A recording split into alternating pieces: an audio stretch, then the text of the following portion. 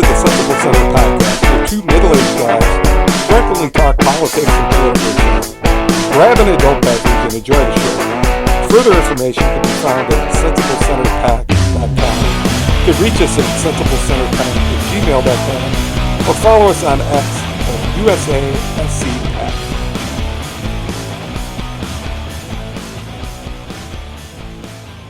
Hey, Bob.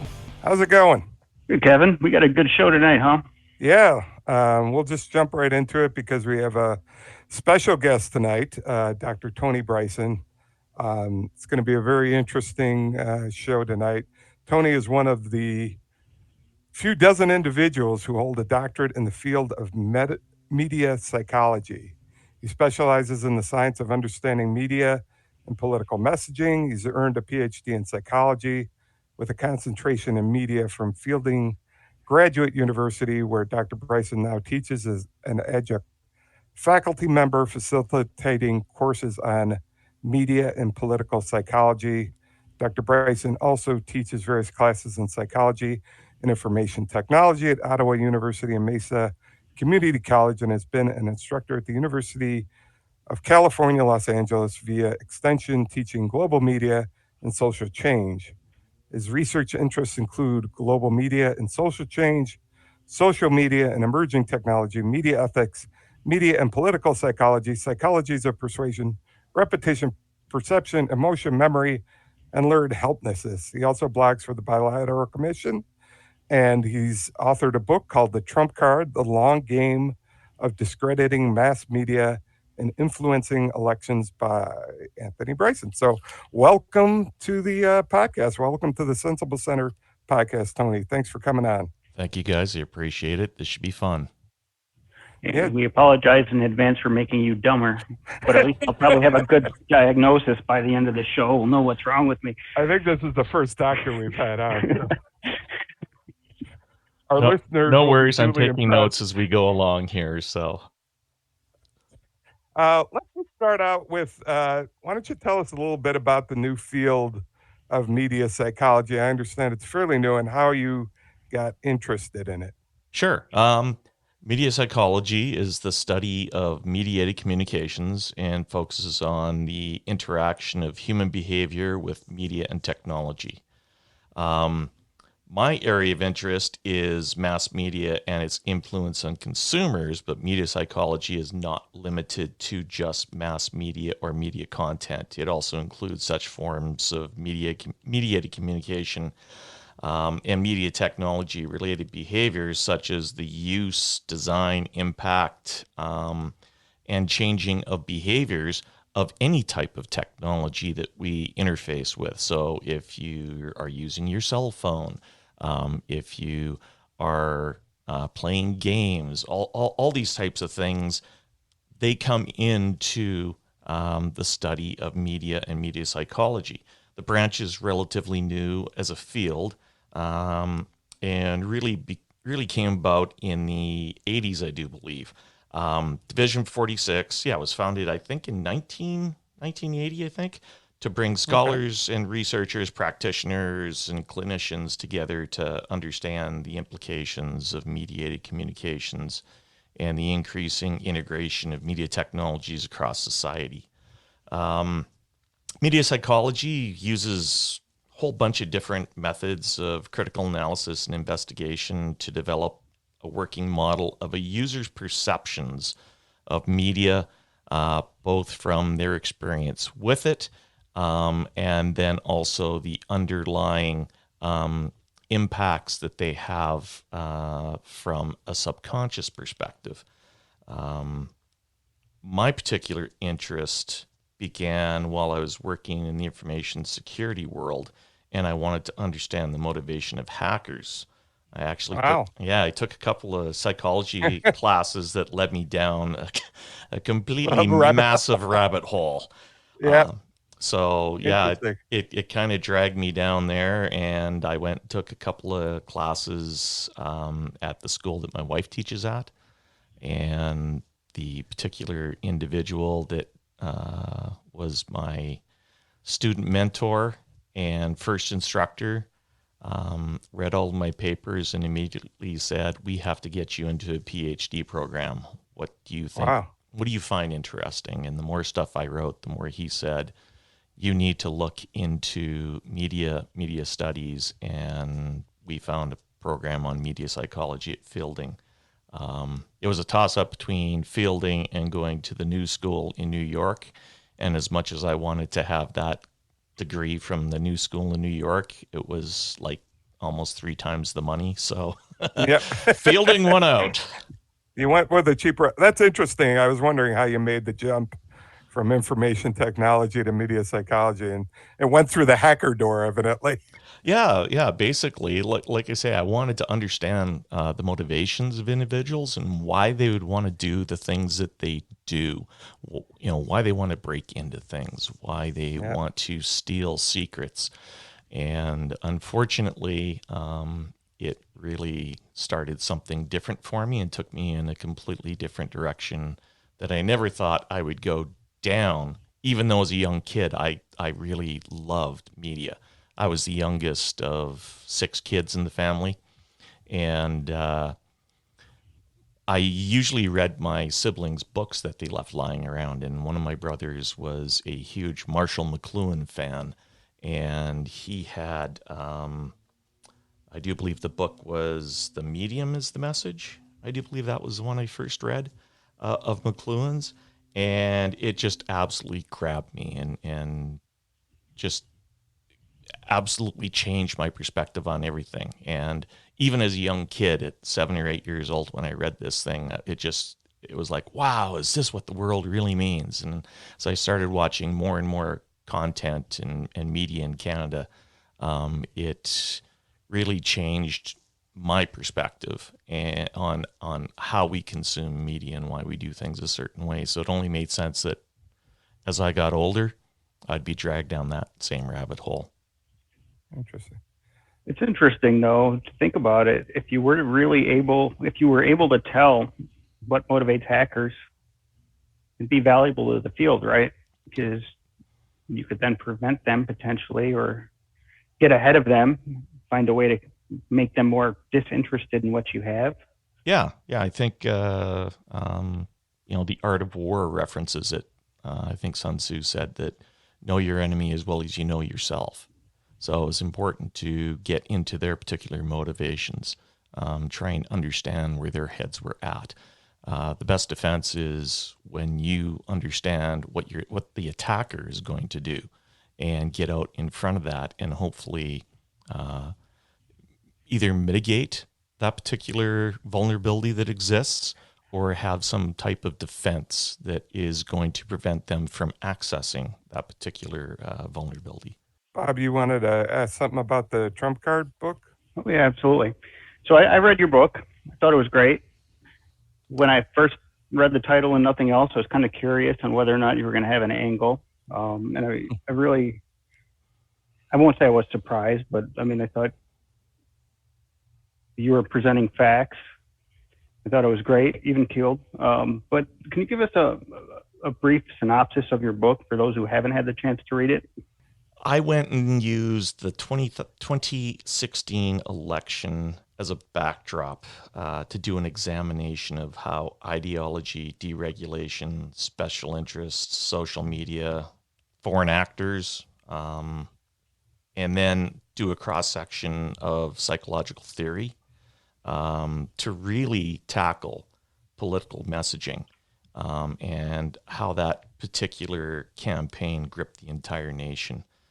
I feel that the use of media psychology really moved the needle just enough to win that particular election. So yeah, the Trump card, it basically discusses the psychology behind political communications and the impacts that mass media has on us as consumers. Yeah, I mean, I read the book. I loved it. I've always mentioned that when people ask me about the media and we talk about the media in general, I always go back to the fairness doctrine, that being the start of the problem. Yep. And I was, got goosebumps when you started in the same place. So, can you explain to our audience what the fairness doctrine was and why its loss has been so consequential. Yeah, the Fairness Doctrine was a law that was passed, I do believe it was like 1949. And it's really an FCC policy, a Federal Communications Commission policy that was put into play back then. And what it essentially stated was that the media had a responsibility to bring forth controversial issues and then give both sides fair time to discuss their particular side of each of that issue, and then give the viewer, the consumer, the facts they needed to understand and make an informed decision about that particular issue. Right. That and the Mayflower Doctrine were really what established the fairness within media itself. It was not really a slogan to be just, batted around. It was the way media was expected to behave. You, you mean fair and balanced? Is that what you're saying? Well, you can take it whichever way you want, but yeah, no, a lot of these things have just become slogans. And it's sad because this is the way that journalistic enterprise was mandated to behave. Not only were they were regulated to behave in certain ways, because your broadcasting license was on the line. If you proselytize in either direction, the way we see it in today's media, you would have lost your FCC broadcasting license. Right. That's how important the Fairness Doctrine was. Only with the failure of the Fairness Doctrine, the Reagan administration killing off the Fairness Doctrine, were we able to develop a media landscape where we could see this massive explosion in right-wing radio, the birth of Fox News, and then the massive growth of right-wing media. Without that, I don't think that we ever would have seen any of this stuff come to fruition. So, my conservative friends often talk about the there's been an inherent liberal media bias since sort of the beginning of time. And you mentioned that getting rid of the fairness doctrine sort of expanded the right wing um, media environment. But would you say the liberal bias was there to begin? If you study that, was there a liberal bias in the media, and has it gotten worse because the other extreme, like you mentioned, right wing radio and Fox News, as MSNBC and CNN kind of had to react within their audiences to that development? The easy answer to that is no. The liberal media is actually a false narrative. The traditional mass media, which existed before the Fairness Doctrine was killed off, was forced to be centrist in their perspective. That's what journalism was about: journalistic integrity, journalistic morals. You were expected to behave certain ways. Legally, you had to behave in the centrist perspective. And that's the way that the traditional mass media, before the loss of the Fairness Doctrine, behaved. And I don't think they have changed that much since the Fairness Doctrine was lost. They have built an incredible mechanism within all of these newsrooms across the country that they have to do things a certain way. There's the legal perspective they have to comply with. They have to make sure that they've got their sources, multiple sources lined up. They have to validate everything. Those types of journalistic practices still exist with the traditional mass media. Really, what we've seen is the loss of the Fairness Doctrine and deregulation of the 90s, which then allowed for major corporations to just gobble up, different media sources around the country. That's what really is set where we are today. I think the deregulation was equally as responsible for the challenges that we face today, because not only have we lost the local news gathering apparatus, We've lost the quality journalists that were out there, but we've also lost the voices that were out there. We've lost the many different perspectives that exist across this country. You tell me how you have an honest discussion about an issue impacting a farmer in Iowa when production and all the talking heads are either in Atlanta or in New York. They don't understand the issues that face those in the Midwest, the Southwest, the Pacific Northwest. They only understand that little isolated world that they live in. Sorry to interject, but that's been my argument against the National Education Association and federal laws on how we need to educate our children. Because why would someone in LA understand what someone in Iowa needs to learn, or vice versa? Well, there has to be a standard in place. It's just like there needs to be some level of regulation that levels the playing field, right? That everybody learns the same things. The same person. Minimum things, but not necessarily the same things. Everybody should know how to read, an equivalent level of math. Yeah, know how to read, know how to write, know how to add, right. know the basics of biology, of chemistry. Sure. Physics would be nice. But yeah, these are very important things that everybody needs to understand. That's why there should be a national educational standard. But you also need to educate potentially somebody in a manufacturing community, manufacturing principles and engineering, where somebody in more of a service community probably doesn't need to understand the engineering. They need to understand business. That's correct. Principles. That's correct. I think we can look at other industrialized nations and learn from how they do education as well.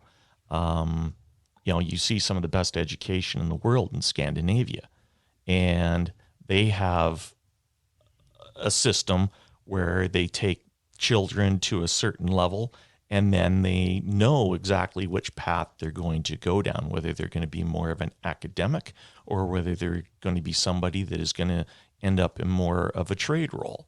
And then they give them the appropriate education to meet those particular needs of that burgeoning adult. So I think we could learn a lot from that as well. I worked in higher education for 4.5 years, and I saw exactly what you're saying. We need more industrial education in this country. But at the same time, we need to understand that there needs to be a standard for everybody to meet something, right? If you're going to go and be a carpenter, you need to be trained to a certain level so that you're going to be a good carpenter, or worse, a welder. If you're going to go and be a welder, you need to make sure you know how to weld properly, because some of the stuff you're going to work on could be high pressure pipeline that could rupture and cause ungodly amounts of damage if that pipeline blows up. So we want to make sure that people are trained to the best of their ability in whatever vocation they want. So sort of circling back around to the media environment. So fairness doctrine goes away. There's this explosion of right-wing media, but ultimately, and consolidation in the industry. But how do we hold media corporations to? I know that they should have a public trust when ultimately they need to please shareholders, and they need eyeballs, they need viewers. So to me, that drives extreme views, and that drives siloing and playing to your audience. How do we get around that? That's a very good question. Glad you asked that one. Regulation is the proper response. Reinstitute the fairness doctrine. Oh, Bob's not going to like that. It's. Hey, no. It's. I'm an open-minded individual. Hey, I get it. I grew up in Western Canada, in the most conservative part of the nation, and I grew up not liking regulation, not liking government sticking their nose in my life. taking the money out of my paycheck like they did. But Right. as I've grown older and I've matured and I've seen other parts of the world, um, I've come to understand the importance of us working together and the importance of regulation. Because if we lose our ability to regulate, that means we probably lose our ability to keep clean water, keep clean air, have everybody educated to the same standard, um, have safe Yeah. drugs, all of these Yeah, things see, that are important to our lives as consumers. and that's where Kevin and that's what the point Kevin was kind of trying to make, though, is I am more states' rights. I think the states should have a lot more decision making on how they're going to educate their kids than the feds, and a lot of the local laws and regulation around that. If you don't like it, move to another state. It's pretty easy to move to another state. It's a lot more difficult to move to another country or another continent. But it's hard to do that with the media and the airways, right? I mean, Well, that's as someone who did move between countries and became an American citizen, I understand a lot of the challenges that you're speaking of, and I felt that there was more mobility in Canada than there is in the United States. It is not just as easy as saying I'm going to pick up and move, because unfortunately, you like you said, you've got these state related issues that can come back and bite you in the keister. Um, I just can't, I don't have the freedom to sell the house that I'm in right now because I've got such a ridiculously low interest rate. right. I don't want to lose that. I Right. also have to be exceptionally careful the different activities that I participate in, because I'm at the age where things start breaking. And last thing I want to do is spend a whole bunch of time in the hospital and have to deal with insurance that I may not be able to afford, or surgeries or something that I may not be able to afford myself. I live in a retirement community and I see what happens to some people who don't have good health insurance. And it, But as an older individual, and I don't know how old you are, so I might be overestimating your age, but just based upon your statement, Medicare, Medicaid, that cover any surgery for you at this point. And who is, then from a time frame perspective, is it faster or slower to get that operation in the United States than it is Canada? I, the whole Q thing, that's a real hot button issue for me, because again, I've lived in both countries. I've experienced both systems. Um, I don't see any difference when it comes to wait times. Yeah. To find a just a family doctor here in the Arizona state where I live, um, I had to wait 9 weeks to get an appointment. Yeah, I've had, you know what though? Sorry to interrupt again. It's a problem I never had till Obamacare, and I'm not saying Obamacare caused it, but that was not a problem. I used to be able to get into a doctor day after, or at least week after. I have the same problem now. I moved recently, and I don't have a doctor down here yet. But my wife recently went month and a half appointment. It's not. It's a new problem.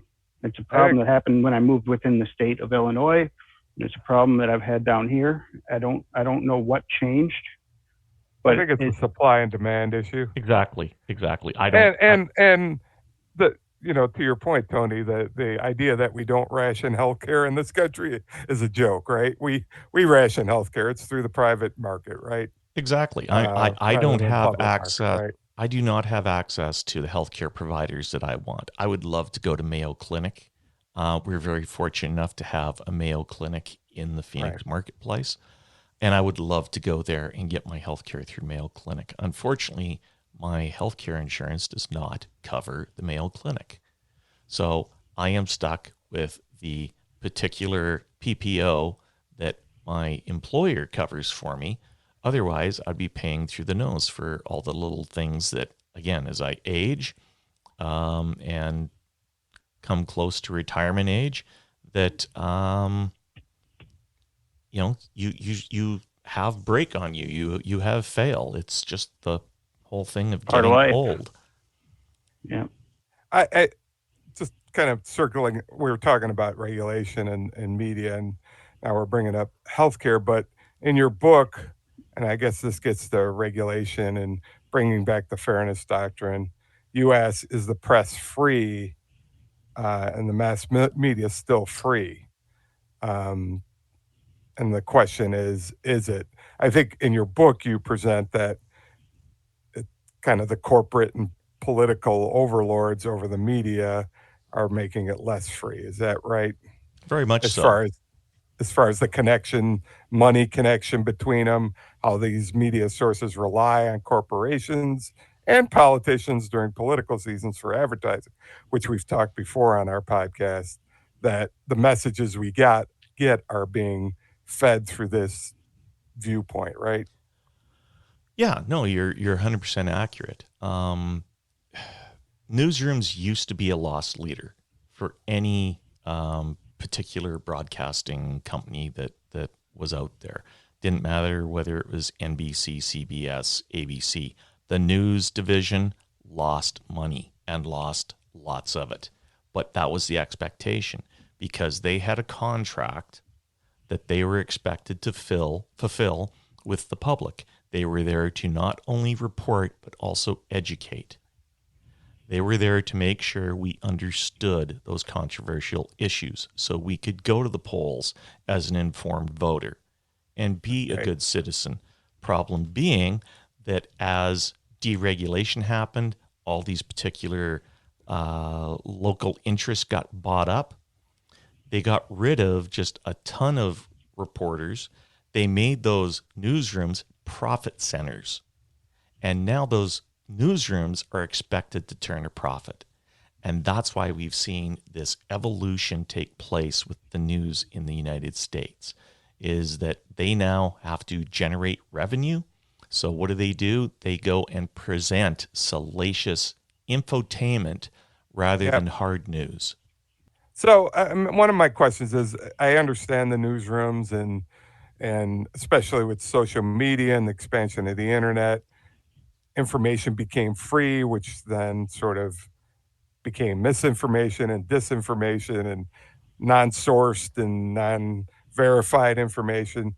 But didn't a lot of those journalists just migrate to the internet at some point via Substack and all these other places we get information? Why has is it all just messed up and people can't tell what's real or not now versus when they would be able to turn on one station and get the news?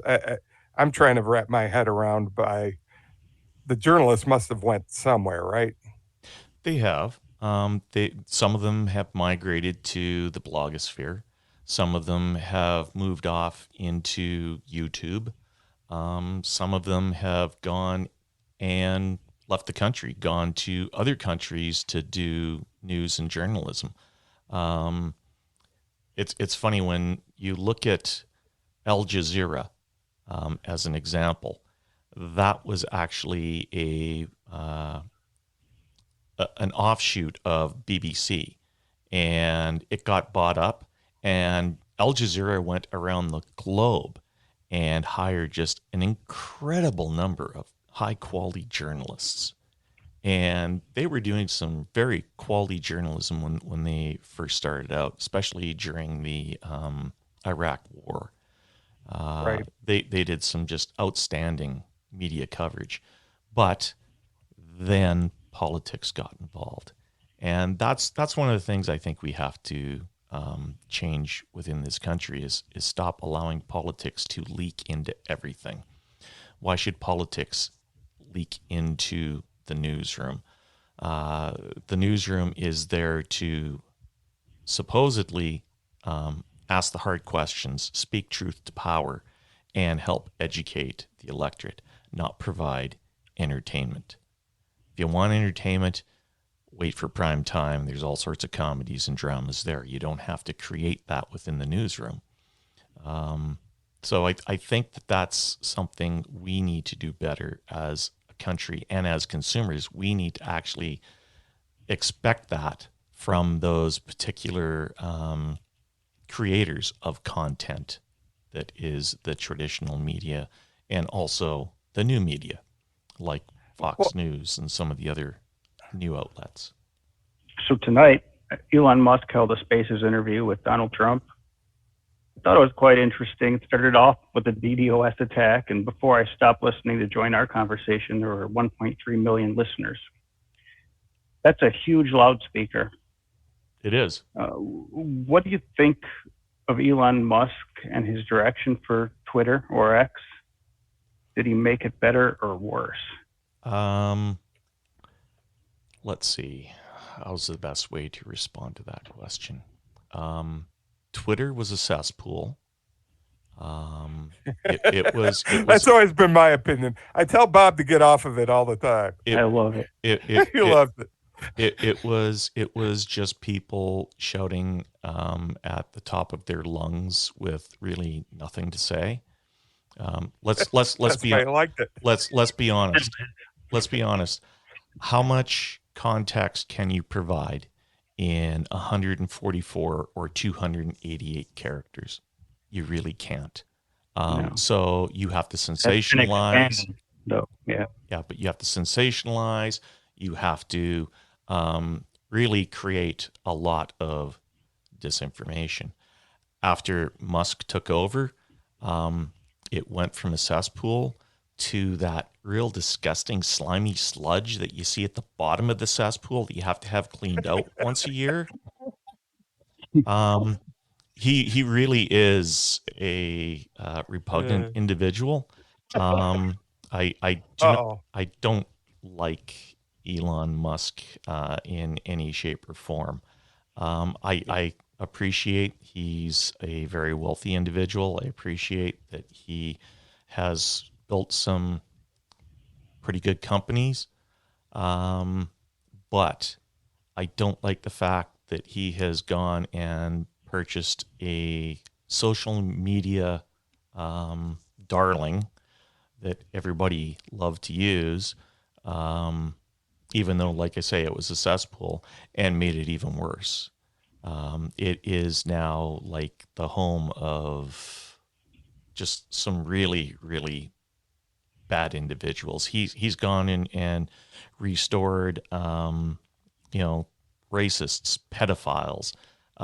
He's got white nationalists on there. He's got terrorists, domestic and foreign.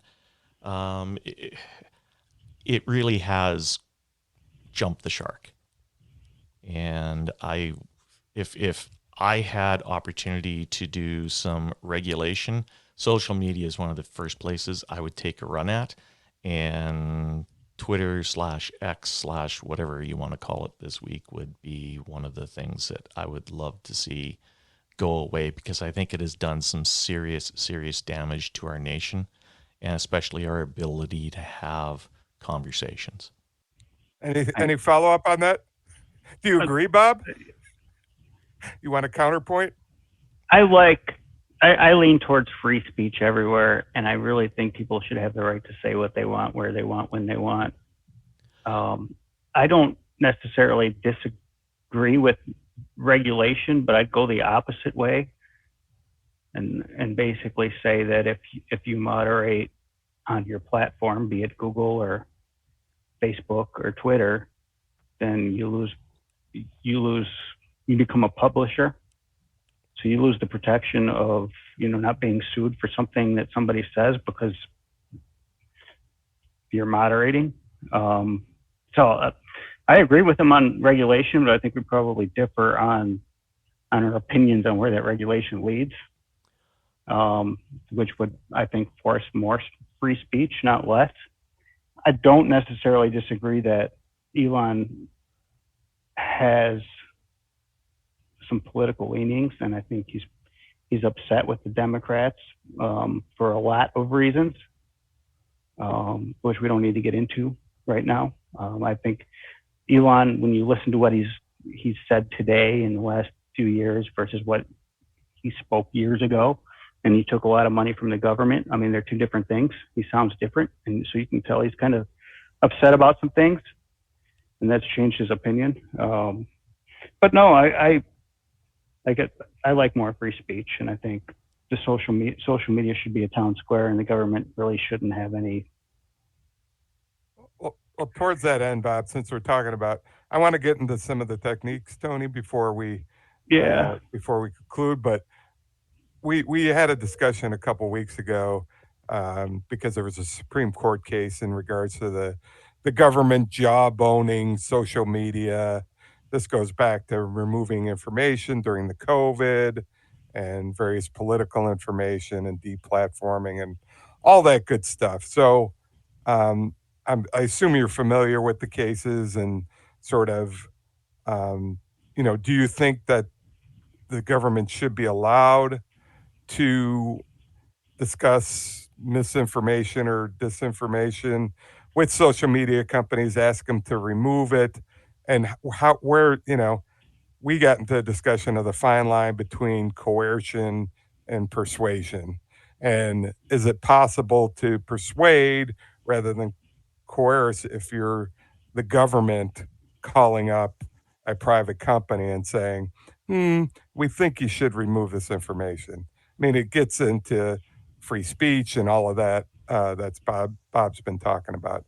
Just kind of wondering what your take is on those type of issues. Well, you have to understand that the government regulates a lot of communication. Um, you need a broadcasting license to send your signal across the airways. So there is a level of regulation takes place in mass media. As far as social media, it is still very much the Wild West. Do I think that there should be more regulation there? Well, what we've seen is that the social media companies cannot regulate themselves, and that's a big problem. They tried to let Twitter do it, it failed. They tried to let Facebook do it, it failed.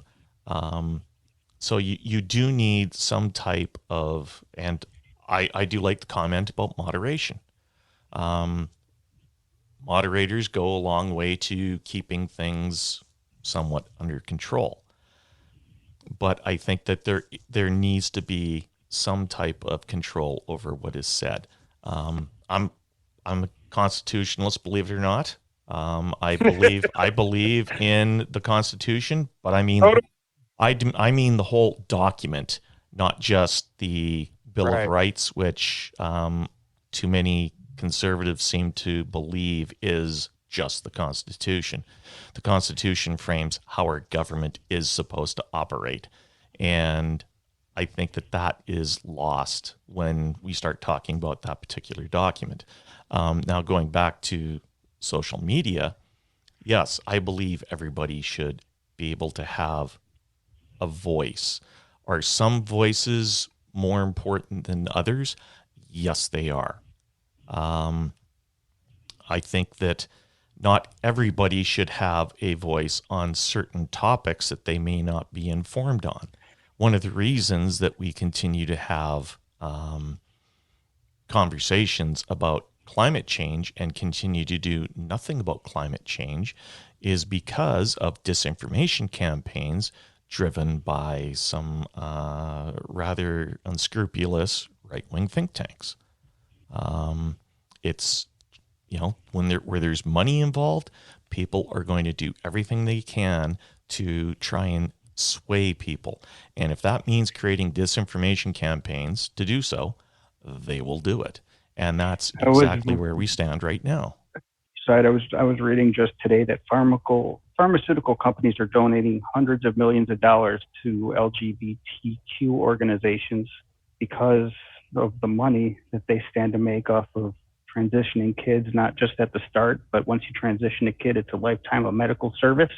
And so it's not just right organizations doing this, it's left. And we don't need to get in a whole conversation of if transitioning kids is right for the kid or not. It becomes what is a pharmaceutical company's interest in that matter, right? Well, pharmaceutical companies have a vested interest in keeping us sick.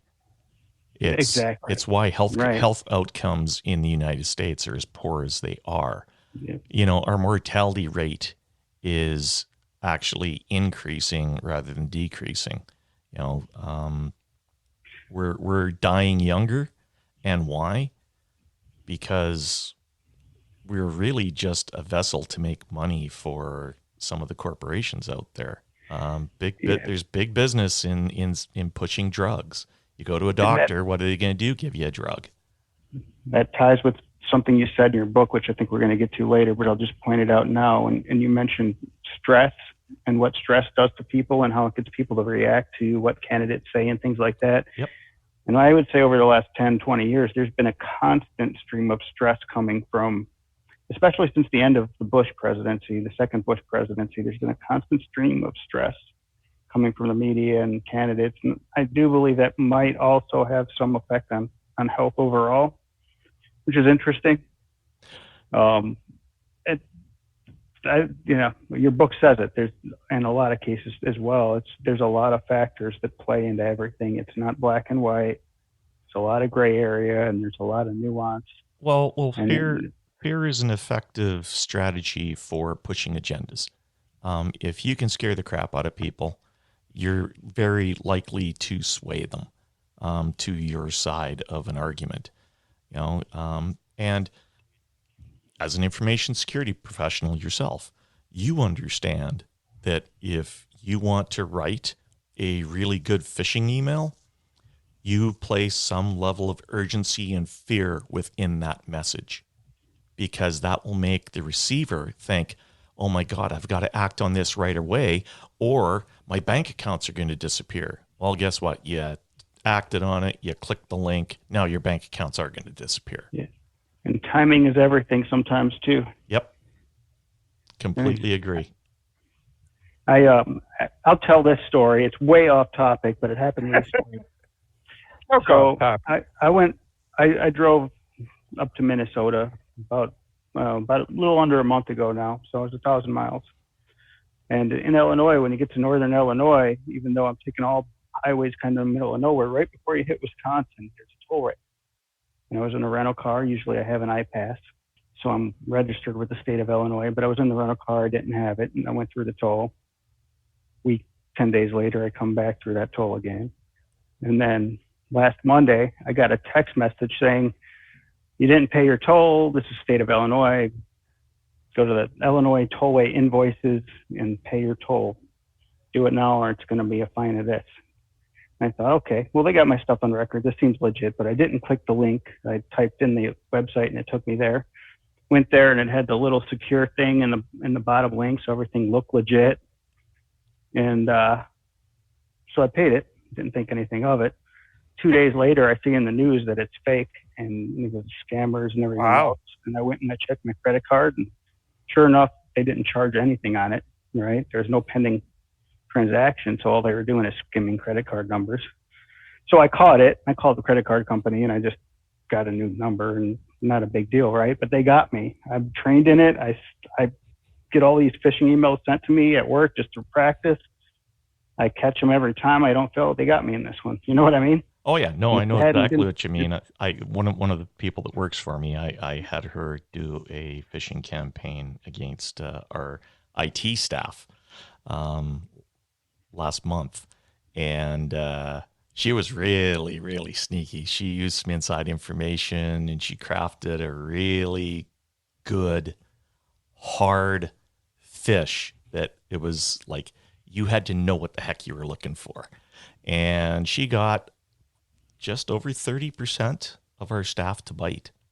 And it was like, the next all staff meeting that we had, I said to everybody, you guys need to watch what you're doing. AI is only making this stuff that much easier to generate and make look reasonable. And you guys that have those elevated privileges, those admin privileges, you're just one click away from owning our systems. So I said, please be diligent in everything that you do when you read email or you're online. And it was a great lesson learned. It even got our CTO and he was not happy with it. But it was a great fish. I gave her a high five afterwards. I was like, "That's awesome." Yeah. Yeah, they're getting better. And then usually I think I got them, and I thought I had them there, right? I didn't click on a link. I was looking for, make sure it was a secure site I was putting my information into. I didn't even put my card in. Apple recognized it as legit because the wallet just said, hey, do you want me to populate this? And I hit yes. And, it's just pretty interesting. Yeah. It's the world we live in. It is. Getting back to your book and Trump card, you focused on Trump, but don't the Dems and the liberals use sort of we could go into some of the same techniques in regards to, I wouldn't call it manipulation, but massaging, messaging, and things like that. Are they just not? My take is they're just not as good at it as the conservatives. I mean, I'm just curious on what your opinion is on that. Yeah, that's kind of right on the nose. Democrats suck at messaging. They're horrible.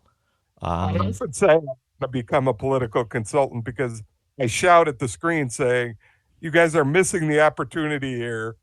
You're giving the wrong you're giving the wrong message, right?" Yeah. Well, it's funny. I used to watch a lot of Bill Maher, but it got to the point where I spent pretty well the whole hour just yelling at the screen because he wasn't holding his guests' feet to the fire, or he wasn't letting the experts speak, or he wasn't doing this, he wasn't doing that. It was just, it got frustrating to the point where, this isn't healthy for me.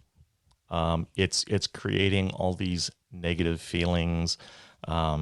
It's flooding my brain with cortisol that I really don't need in it.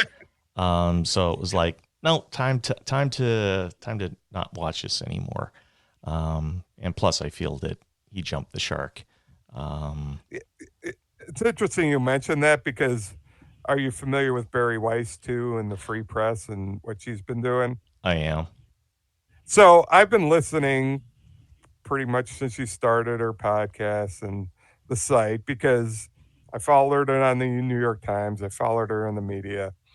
I think she was a fairly fair broker and sort of similar to Mar. I think she's jumped the shark. I think I understand where she was coming from originally, but now it's like, are you trying to prove a point by showing that you're going to beat up one side rather than the other, right?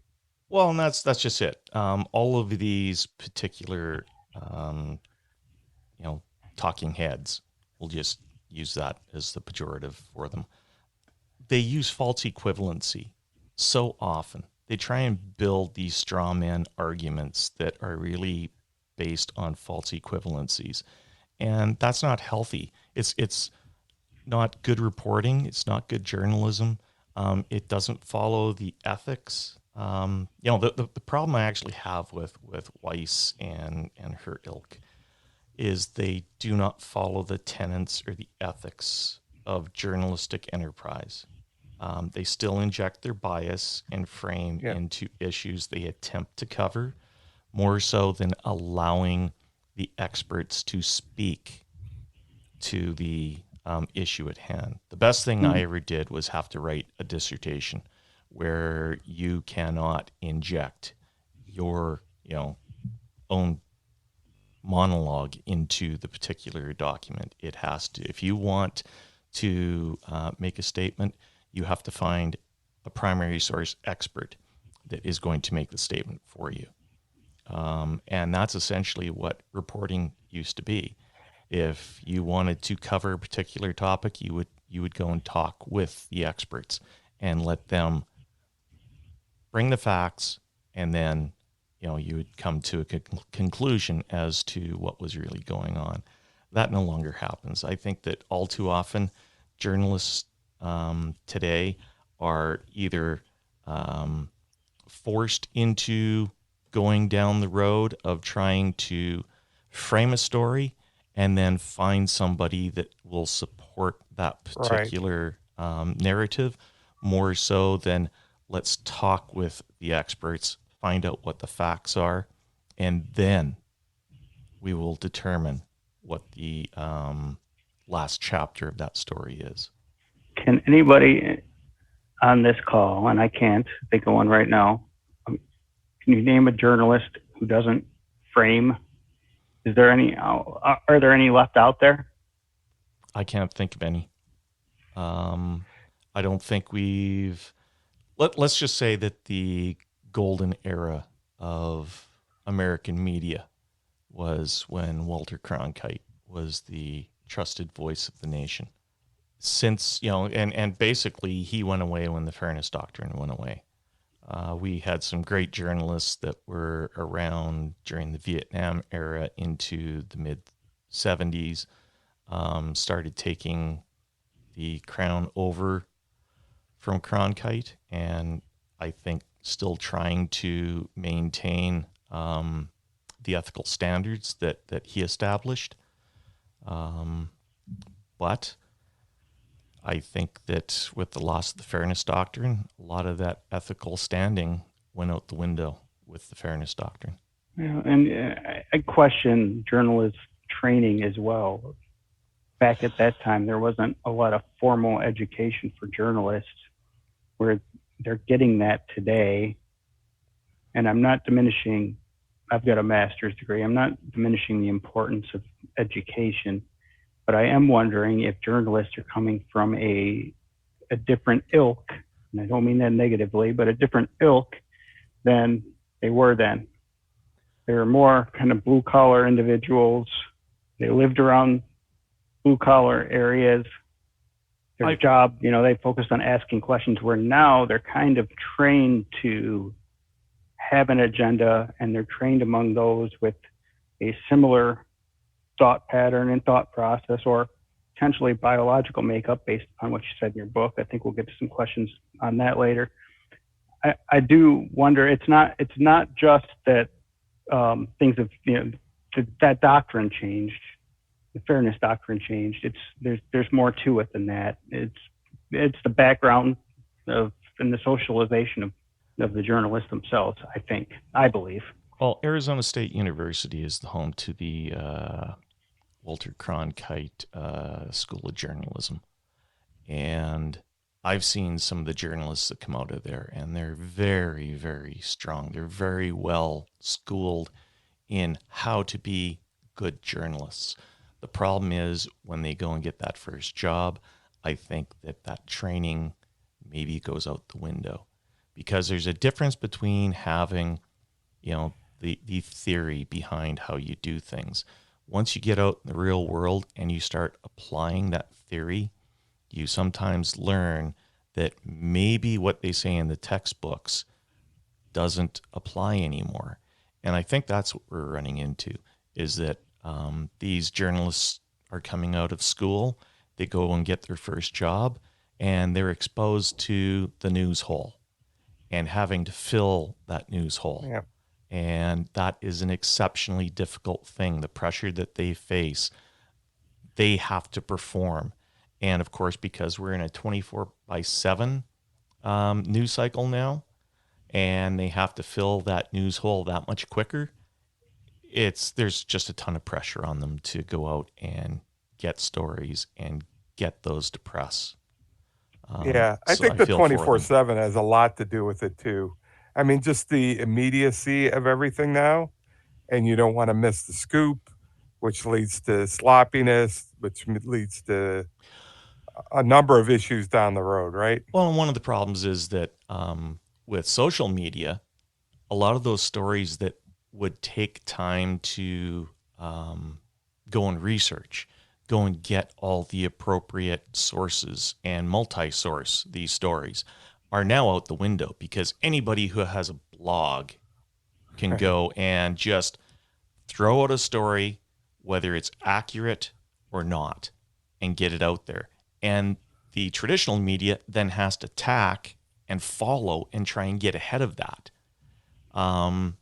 It's kind of sad the way that the media has evolved over the past, 30, 40 years.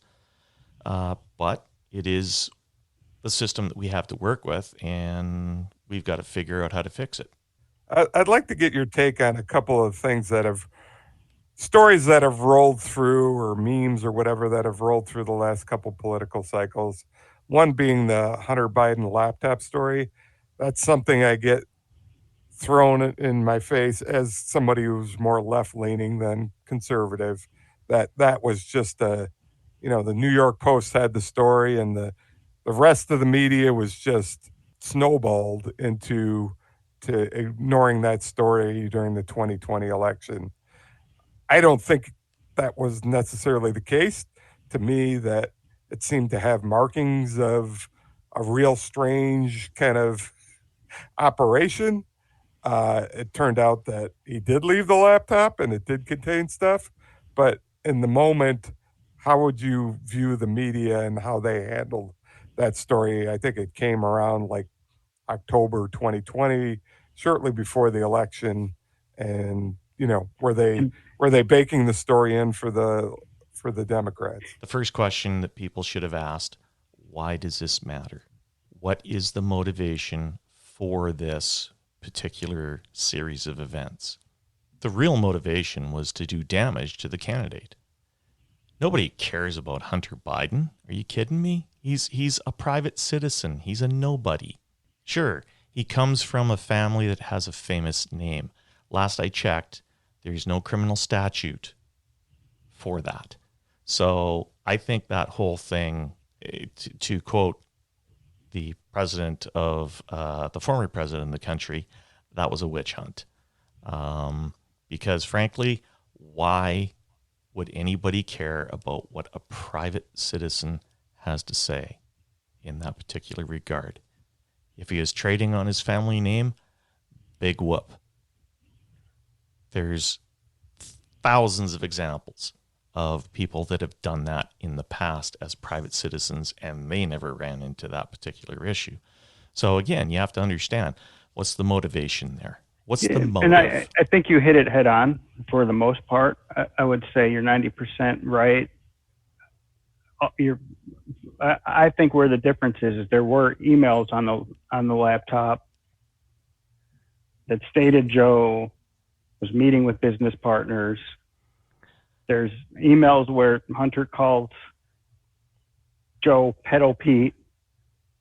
And when you tie that in with Ashley's diary and things, there's some very real questions about his character that I think are relevant. When you think about you're trying to elect a president, you want to know about the guy's character. Is he honest? What's he doing in the background? Is he taking money for laws or for favor and things like that? And I think through some of the emails and some of the business dealings, some of that was actually pretty important for the American public to know. I generally agree with you on Hunter's drug habits and his hooker habits and whatever he was doing in his private life. That, makes sense. And if he was completely disconnected from Joe and he's making these deals without Joe knowing about it, that's one thing. But again, there was some documentation on that laptop stating otherwise. Okay. That's where it kind of matters. But if that's the standard you're going to hold, and you're going to stand by that particular standard, what does that say about the other candidate? Right? If you're going to hold one candidate's feet to that fire, you must hold both candidates' feet to that fire. Sure. And I think that when you dig into the other candidate's background, into his history, into the things he's done, and if he had not stacked the courts, we would have be having a much different discussion about. But that stuff was on the news, right? I mean, that stuff, Trump, anything negative on Trump was out on the news all day, every day. You could go to CNN, NBC, ABC, CBS, Right. CBS. It's just a matter of that people, or the other opposite. You can supporters don't really view that as a problem. Or you go to Twitter Fox. didn't pull the post about Trump off, right, when it was previous ownership, and Facebook didn't pull the post about Trump off, but they pulled all that Hunter stuff off. It was gone. Well, I'm not going to agree with that. I think that there was plenty of discussion in all social media platforms about Hunter, his laptop, and so on. Just like there's all sorts of discussions, comments about candidate Trump. Sure. And there was discussion on Twitter about it, but the links, any news stories were gone. It's kind of similar to COVID, same sort of vein of conversation. I remember a post from a Indian medical journal that was well trusted that I had actually posted on Facebook stating COVID was made in the lab. Here's the evidence. Here's pictures of it under a microscope. This feature right here shows that it was created. It didn't grow naturally. Facebook pulled that down with hundreds of others of posts of that same journal, right? Because that's still not verified, right? I mean, it was. I suppose you could put any information you want out there, but during a pandemic. But you could make the article about anything Trump did not being verified, and you could make that same argument about what Hunter did was not verified. But we know that the Hunter laptop was real. In many cases, the stuff about Trump is real. It's a matter of you got to hold everybody to the same standard. Agreed. There's that. Agreed. That's part of the problem in our country, is that people are not held to the same standard. There's two sets of rules. There's a set of rules for you two and myself, and then there's a set of rules for those who have power, who have money, and that's unfortunate. If you're truly a constitutionalist, you should agree that everybody should be held to the same standard. I think Kevin and I both agree on that, and it's really how this podcast started. Yep. We don't think that the average citizen has control of much of anything anymore. We generally have the same goals for everybody. I mean, we both want what's best for people. It's a matter of we have different opinions on how to get there. The role of government, I think. Yeah, it's okay. Well, I kind of view that role of government as they should be there to help the people, to enrich the people. And their lives. I firmly believe in life, liberty, and the pursuit of happiness. And the most important word there is life, because you can have no liberty with no life. You can have no happiness with no life. And the way that we treat our citizens, I think that it's an affront to the pursuit of life, liberty, and that pursuit of happiness. I think we agree. We need to have you on the podcast every week so we can, because there's so many. We could sound intelligent. Yeah, well, that too. I don't think that'll ever work for me, but. And that will conclude part one of our discussion with Dr. Tony Bryson. We had a lot more to talk about with Tony, and we'll continue that. We'll probably drop it next week. If you want to get Tony's book in the meantime, just look it up on Amazon. Trump Card, Dr. Anthony Bryson. We hope you enjoyed the podcast, and we'll talk to you soon.